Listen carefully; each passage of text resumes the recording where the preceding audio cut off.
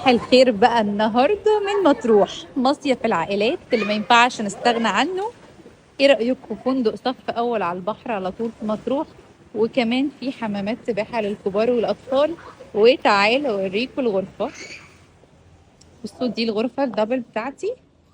إيه دي السريرين بتوعها، سراير كبيرة خلاص، وفيها تلفزيون، وفيها كمان ترابيزة وكراسي، وطبعا كاتل وشاي وقهوة خلاص. وهوريكم الحمام دلوقتي كمان، تعالوا. دي الحمام بتاعها،